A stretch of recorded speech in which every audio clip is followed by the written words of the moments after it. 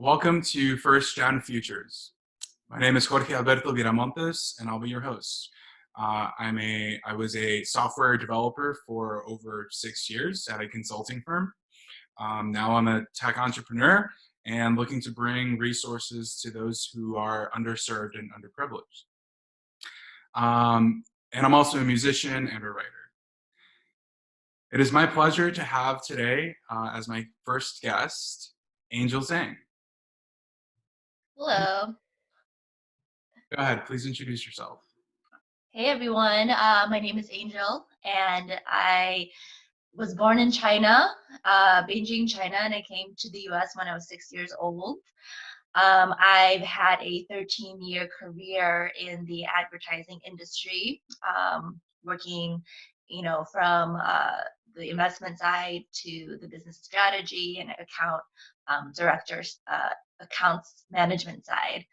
And most recently, I am working on two businesses that I am really excited about. One of which is helping women and men heal from breakups and really tuning into self-love and getting aligned to what their purpose is and what makes them happy. So I'm excited to be here, and thanks Jorge for inviting me on the show. Yeah, of course. And I just want to bring to attention to the viewers.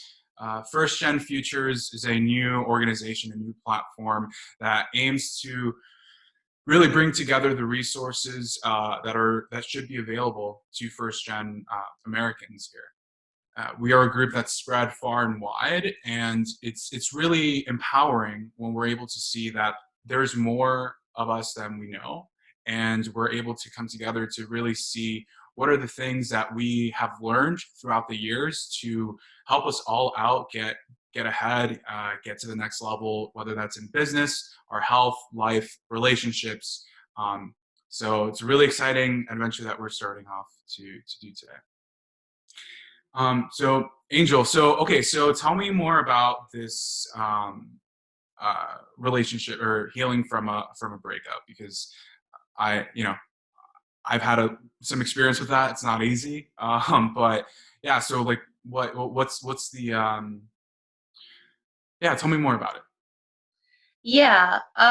So I feel like a whole theme in my life so far has been about cultivating self-love and finding love for oneself, self being, the soul, your soul self. It's really And I've been through a string of relationships that, you know, were successful but didn't pan out, or were just absolute failures. And looking at it, I was on a constant struggle and this hamster wheel of trying to find the one. mm, And it came with a lot of feelings of rejection, a lot of hurt, a lot of pain when it didn't pan out. And yeah, so what I've learned along the way is that each relationship is actually a catalyst for your self healing and also for your ascension to the next level. And so that's why I want to teach what I've learned and all the techniques and all of the healing methods and all of the things that I did to get to this place where I am whole and happy and in this amazing relationship. yeah, that's awesome. Something that came to mind is just like societal pressure to, like, for me, finding the one, right? Like that comes from um, particularly for me, like my dad. Like my dad gives me a lot of pressure of like, okay, cool, Jorge, like you went to school, you went to university, you got your degree. Now it's time for you to find your partner. Now it's time for you to find your media naranja, as he calls it. Your other half. And a lot of that comes with pressure of just being validated, I'd say, being externally validated, and maybe looking for like at the wrong things. And that's really important what you bring up about like self-love and having that self-love journey, because once you find that, it's like everything else is easier, at least I think. Yes, absolutely. When you take your happiness and your self-worth and put it in someone else's hands, it never turns out good. So I think, um, really being with oneself, being okay with oneself and loving every aspect, every unhealed part of oneself is really important. And Mm, that way, the partner, lack of partner or presence of partner doesn't matter. You're happy either way. right. Being with oneself. That's it's a wonderful segue into the topic of today's conversation. Um, so yeah, I mean, I could talk a little bit about myself too as an intro. So I was born and raised in Chicago. I was born and I grew up in back of the yards until I was about 4, and then that's when my mom got married to my stepdad, and I've been with them in Brighton Park, a neighborhood in Chicago, ever since. Went away to school at the University of Michigan, and I learned how to code. I learned how to develop some software, and then I came back here. In my 20s, I was living my best life. I moved out with a roommate. I was working downtown, making just having dispensable income. It was like something that you didn't have as a kid because you're living paycheck to paycheck, and like the most that you'll get is maybe the N64 or like a GameCube, right? Like the little things that really keep you busy, keep you occupied. Um, but my home life was a lot of watching TV. My home life was a lot of just consuming content growing up. But then, um, as soon as I started working, I was into music a lot and just really kind of looking for validation outside. I would definitely say.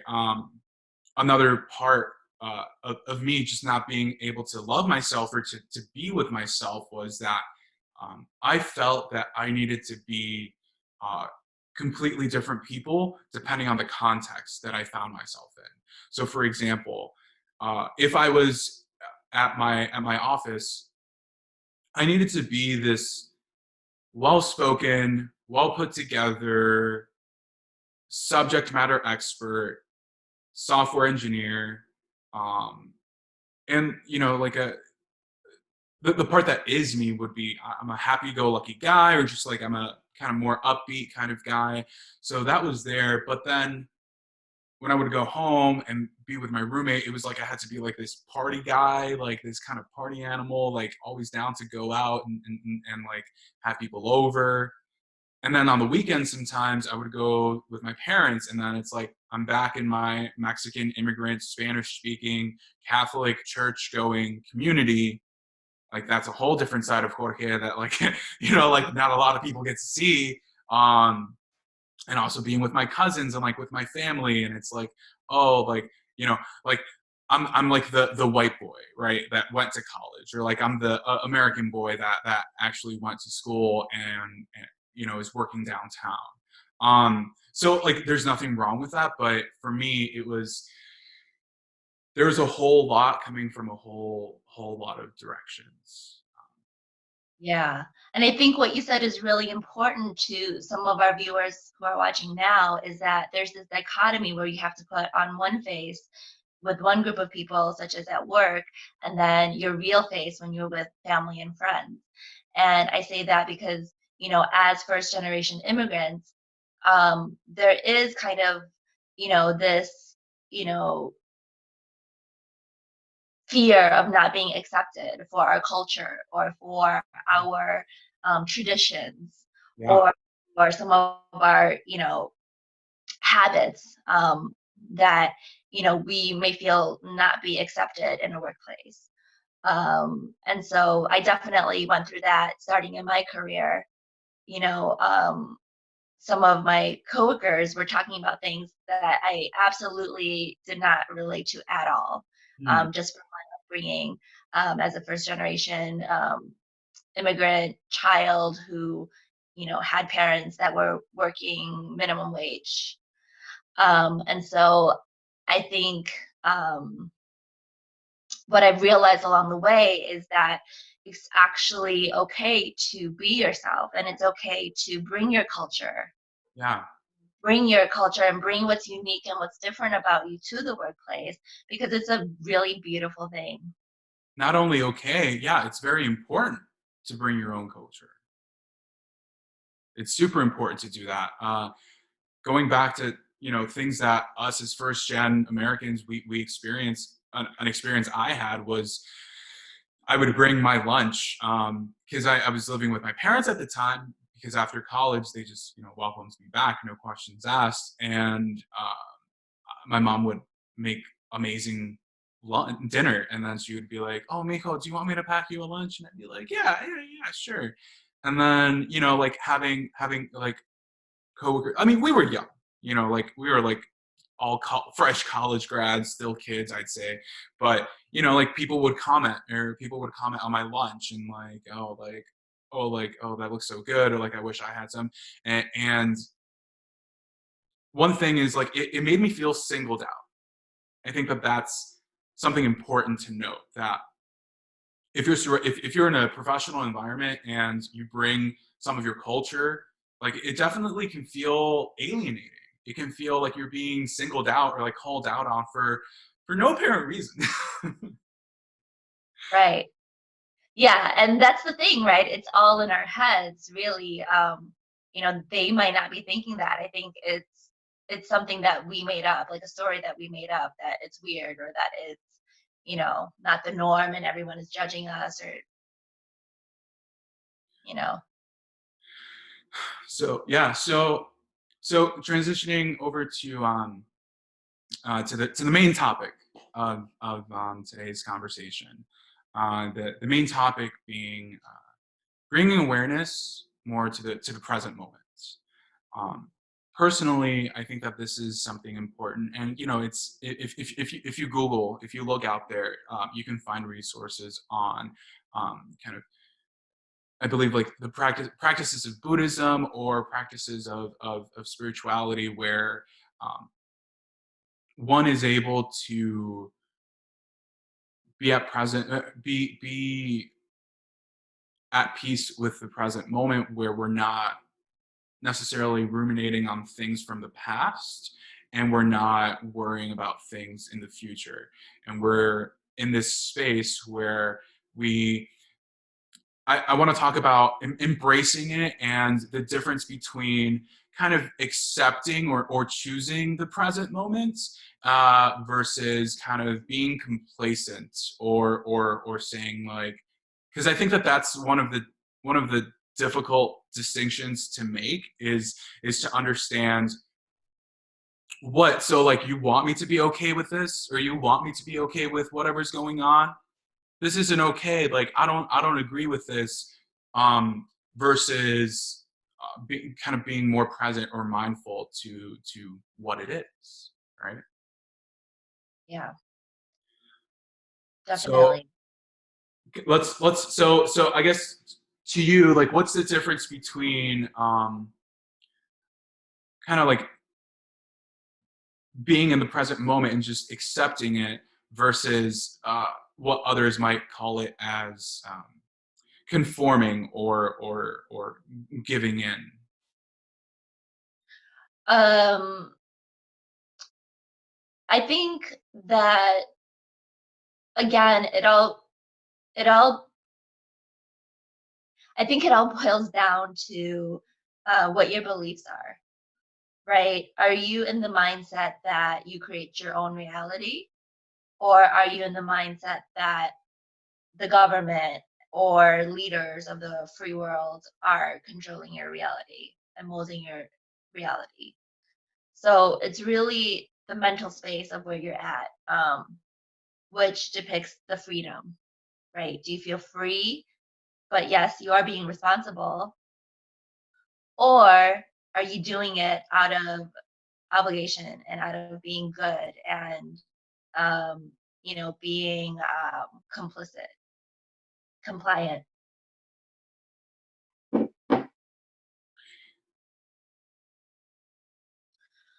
Which I think it ties down to a lot of, I get it. There are rules in place, there are regulations, However, the negative emotion that you feel, right? The stress, the anger, the anxiety, the hopelessness, that is all internal states of being. And why it's important to meditate and really be mindful and being in the present moment is to calming that mind, Right. is taking a rein, pulling that mind back, realizing that the future that you're predicting with your human, you know, with your human brain, your lizard brain, is probably not going to happen. I like that with your lizard brain. I yeah, I think that that's really topical. I guess my question was very broad, but kind of making it more specific, right? Is the current situation that you, me, and a whole lot of other people currently find ourselves in, which is, you know, staying at home to prevent the spread of a pandemic. Um, so I guess what like touching on what you said about mindset, um, it's really it's really I think it's really exciting what's going on now, and like right, that's my mindset, because right now is a time where everything we just said pause or just reset, or like wait, hold on 1 second. um I think that for me, going into an office every single day, working for an organization like every single day, and just I kind of became numb to the just like the menial things of life, and just going through the motions. I think that I started to kind of like lose sight of some things. And now it's for me, it's created opportunity, whereas I could have at first seen it as uncertainty, um like being scared, like worrying about what could happen. Thankfully I'm in a spot right now where I can take some time and say, okay, you know what? Like, what is it that I really want to do? So for me, this this podcast and reaching out to friends and staying in communication with friends who are like-minded, like that's very empowering to me. That helps me to say, there are people who out there who support me. There are people out there who are taking this as an opportunity as well. So I think that that's really beautiful in that, um, yes, things are not normal, what we called normal a couple of months ago, and things will probably take some time to get back to normal. But it also presents with an opportunity to really grow and to really see what does this world need. What is going to be the next wave of the economy, of technology, of business, of society. Yeah, definitely. And I think a lot of it is unknown at this point. But that's the beauty of it, is you get to create it now. You get to create what it is that makes life worth living for you.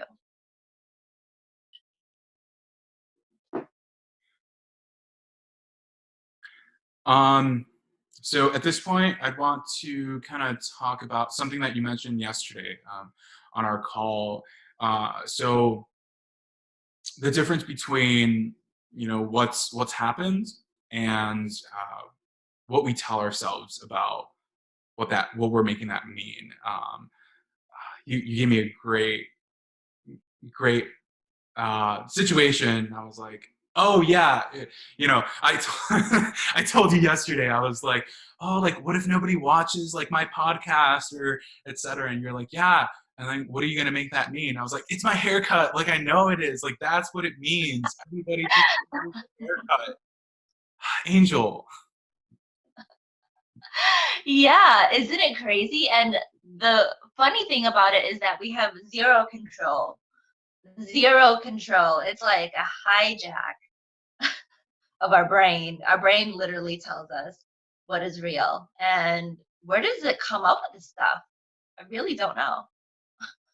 It's Yeah, I don't know. I mean, there's instinct, right? And it's got to come from like our primal instinct or something. I don't know. Like, something we forget is that like we're living animals and we like eat and we, you know, going through history, like our animal brain is, or lizard brain as you called it, like it's still there intact. And it's still Yeah. trying to figure out how societal norms and stuff play into it.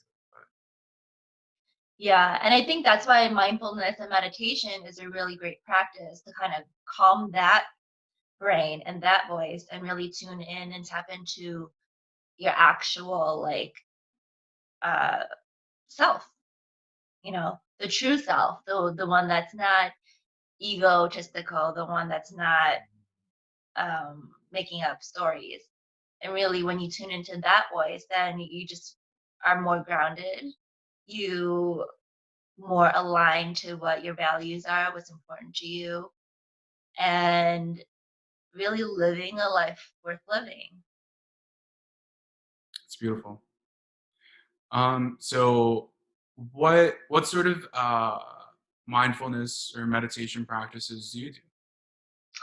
Yeah, so I meditate every morning before I wake up. So even before, as soon as my eyes open, before I check my phone for the emails or go on social media, look at the news, I open YouTube and I just, Google or I search 10-minute meditations or 15-minute meditations and I follow along. Hmm. Are you still in bed, like with the covers on and everything? Yep, still in bed with the covers on. I just close my eyes and I take that 10 or 15 minutes to just really tap in um, to how I want the day to go. To really just be open to what the day is gonna bring you. Not so much how you want the day to go because really we have zero control over what happens. But it's being aware and asking the universe to show us what it is that we need to learn that day. Yeah, I was gonna say, like, like it kind of started to sound to me like you were setting an intention, but maybe that's not necessarily the case, or Yeah, I mean, you can definitely set intentions for the day, different intentions every day. do you do it every single day, even on the weekends? I try to. Okay. Weekends are kind of harder because I sleep in. Yeah. Um, yeah, I've used the Calm app. Um, I've had a subscription for it for like the last 2 years, I want to say, and the Daily Calm is a really nice 10-minute uh, listening meditation where I'll just either sit on the floor or sit on the couch, sit on the cushion, and do it. And it's really comforting because maybe those who have possibly never practiced meditation, um, the the act of meditating is to sit, notice the breath, and you're gonna have thoughts. Like even the most expert meditators still constantly have thoughts coming up, and just the most random thing, like, oh, I got to pick up Julie from school, or oh, we ran out of coffee. Um, and the act of meditating is actually to notice these thoughts, but then just kind of let them pass by, and that practice is the muscle that you're building through meditation, such that whenever you have these thoughts of whatever it is, I'm not good enough, I don't belong here, I'm never going to make it, etc., you're able to just kind of like let those thoughts pass and know that your thoughts and your emotions are not you. And it's a very meta uh, thing to say, but if you get it, you get it. But um, it, yeah, meditation really helps to help separate that for me. Definitely. Yeah. It's definitely a useful practice to just take a step back because there's so much suffering on the world. There's so much suffering from our own head. You know, every Oh yeah. Every moment that we suffer is self-inflicted. Sorry. And I know I don't want to, sound insensitive, because people are going through some really hard shit right now. However, you know, feeling those emotions all the way through and integrating them, I think that's really useful to kind of get on to the other side. Hmm. Hmm. Yeah. I know it's exciting when you realize what could be on the other side. You really stop. I think the power in that is that you let go of those thoughts that really. I mean, I guess I have this question, right? Like those intense emotions. How do they serve you if they do at all? Like clearly, I have some bias in thinking that they probably don't serve you. But I mean, I thought, Angel, I'd raise this question to you, like what how do those sorts of emotions serve us? Yeah.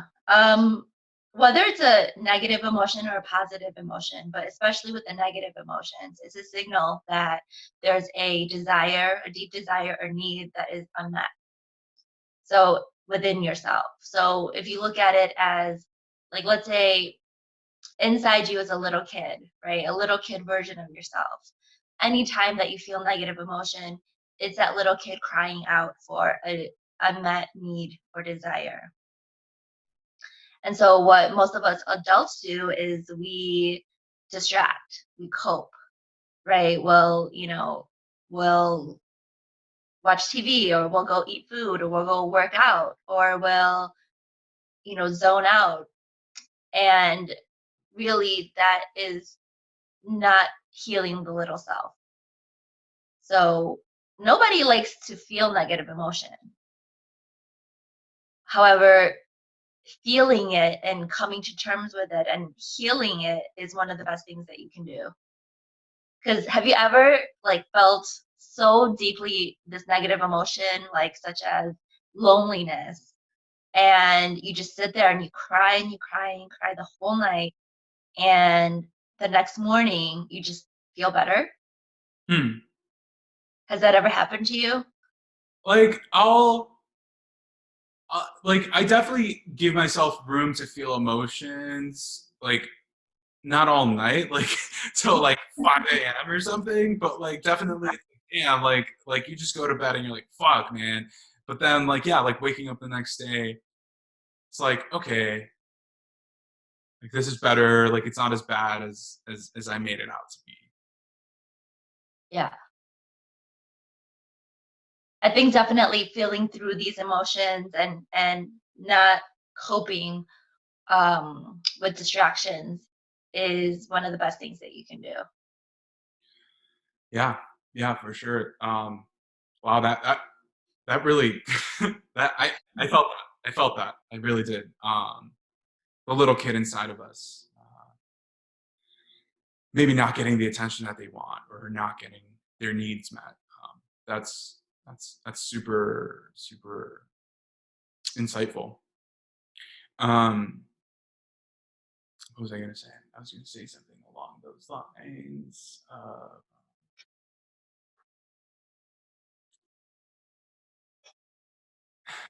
Yeah, I'm sorry, I lost it. You just kind of just hit me. Well, okay. Oh yeah. So allowing us to feel those needs not being met, right? Like that's a problem. I would define that as a problem that needs a solution, right? And so I think that allowing us to feel those emotions and the depth of those emotions um, helps us realize like how important is it to us, like how much does that mean to us that we want to accomplish it.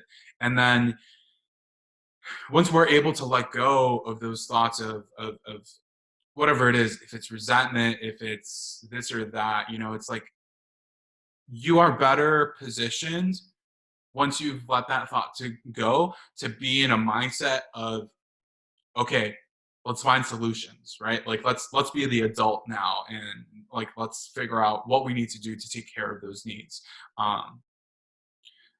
just like a thought that came to mind is the Boys and Girls Club is right down the street from my apartment here, and I know that they give out free meals to families. That's not something I'm gonna get because I already have unemployment, so it's like I'm able to kind of feed myself off of that. But you know, I remember as a kid, so my dad worked at a meat packing company for over over 20 years. It was called Wexler Packing Company. I forgot exactly. And after about 20 years, once I had accepted my offer to go to Michigan for school, he was like, "Go," like very suddenly, and um, and not like really given much hope. He luckily he was part of the union, and they were able to find him another job doing something similar-ish at Rose Packing Company, which is here in Chicago as well. Um, but I really, and I really wonder, like if my dad had let like his emotions get the better of him and kind of just like kind of give up or like not know how to figure things out, like what could have happened. And along that same vein, it's uh when I had to pay rent when I was over at Michigan. My mom, like my parents, they figured out how to, okay, this is the situation. um we have all this money that we have to help Jorge pay for his school. um let's sell tamales outside of church. And so for a good 3 or 4 years, I want to say, my parents were out there every Sunday selling tamales to the community that they had been a part of for so many years. And that community was very, very, very supportive and to help us, fight through so that I could pay my rent when I was at school. I was still doing work study, but every little bit helped. Yeah. And And I think that's the story of a lot of us first generation children that our parents, they sacrificed so much for us and they worked so hard to put us, to give us a better life and to give us the opportunities that they didn't have growing up. And so I think that really just expressing our gratitude. I tell my dad all the time, you know, thank you for raising me. He raised me as a single dad since I was 9 years old. And, you know, without him, I wouldn't be who I am today.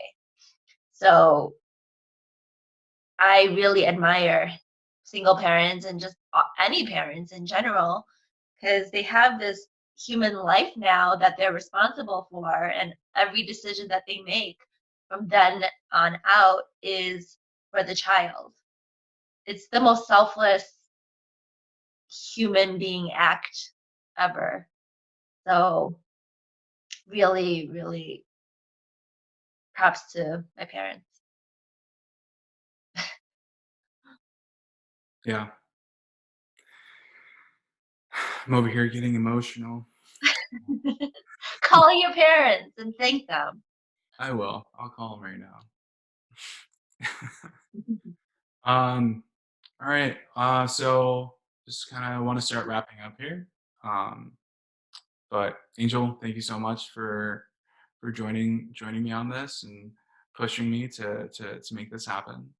Um, I acknowledge you for being a great friend and being where you are now in your life. Like for the positivity, for the positive mindset that you have as we're going through this situation. I think that it's really important for us to stay positive and to help others stay positive as well. But on that note, yes, to all of our viewers, thank you for joining us. Thank you for listening in for this conversation. We will be sure to share any links and resources. Make sure that you stay up to date with as we keep going with this, looking to bring forth new new guests and just have great conversations. Um, so yeah, Angel, any closing thoughts on your end? No, just thank you for having me, and feel free to reach out to any of us if you have any questions. We'll be glad to offer some advice. Yeah. First gen futures here, bringing voices of real first gen Americans experiencing life and figuring out how to make it and sharing that information with you. Right. So, all right. Thank you all for joining us. Please like, subscribe, or kind of stay up to date as we continue to move forward. As always, of course, stay safe. Stay home if you don't have to go somewhere, and we'll get through this together. So, thanks for your time.